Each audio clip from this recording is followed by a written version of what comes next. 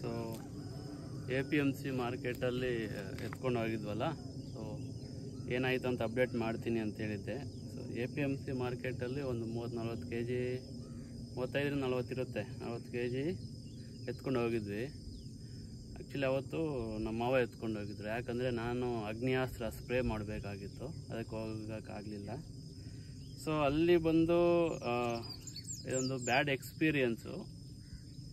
ಏನಾಗಿದೆ ಅಂದರೆ ಒಬ್ಬರು ತಗೊಳ್ಳಿಲ್ಲ ಅಂತೆ ಮೂಲಂಗಿ.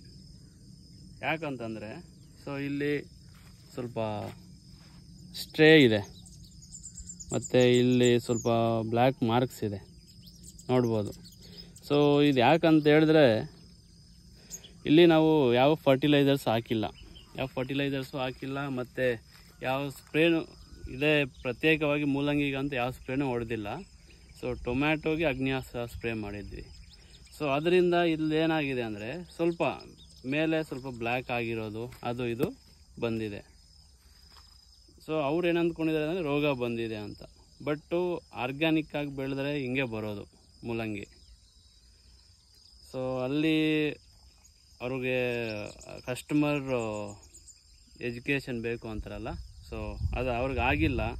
ಅವರೆಲ್ಲ ಫರ್ಟಿಲೈಸರ್ ಹೊಡೆದಿರೋವು ಮೆತ್ತಗಿರುತ್ತೆ, ಮತ್ತು ಪೆಸ್ಟಿಸೈಡ್ ಹೊಡೆದ್ರೆ ಯಾವುದು ರೋಗ ಬರಲ್ಲ. ರೋಗ ಅನ್ನೋಕ್ಕಿಂತ ಸ್ವಲ್ಪ ಕ್ವಾಲಿಟಿ ಆಗಿರುತ್ತೆ.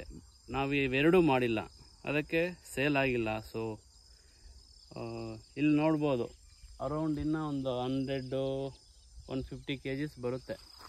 ಸೊ ಇಲ್ಲೆಲ್ಲ ನೋಡಿದ್ರೆ ಸೊ ಏನು ಮಾಡಬೇಕು ಅಂತ ಯೋಚನೆ ಮಾಡ್ತಾಯಿದ್ದೀವಿ. ಸೊ ಇದರಿಂದ ಏನು ಮಾಡ್ತೀವಿ ಅಂತ ಹೇಳ್ಬಿಟ್ಟು ನೆಕ್ಸ್ಟು ವಿಡಿಯೋ ಮಾಡ್ತೀನಿ. ಸೊ ಏನಾದ್ರು ಬೈ ಪ್ರಾಡಕ್ಟ್ಸ್ ಮಾಡ್ಬೋದಾ, ಇಲ್ಲ ಯಾವುದಾದ್ರೂ ಆರ್ಗ್ಯಾನಿಕ್ ಸ್ಟೋರ್ಸ್ಗೆ ಹಾಕ್ಬೋದಾ ಅಂತ ನೋಡ್ತೀವಿ.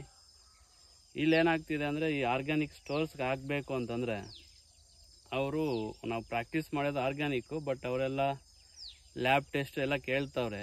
ಸೊ ಲ್ಯಾಬ್ ಟೆಸ್ಟ್ ಬರೋಷ್ಟರಲ್ಲಿ ಈ ಮೂಲಂಗಿ ಇರಲ್ಲ, ಸೊ ಎಲ್ಲ ಬಳ್ತೋಗಿರ್ತವೆ. ಸೊ ನೋಡೋಣ, ಇದೆಲ್ಲ ವೇಸ್ಟ್ ಮಾಡಿದರೆ ಏನಾದರೂ ಮಾಡಬೇಕಂತ ಯೋಚನೆ ಮಾಡ್ತಾಯಿದ್ದೀನಿ. ನೆಕ್ಸ್ಟ್ ಅಪ್ಡೇಟ್ ಮಾಡ್ತೀನಿ. Thank you.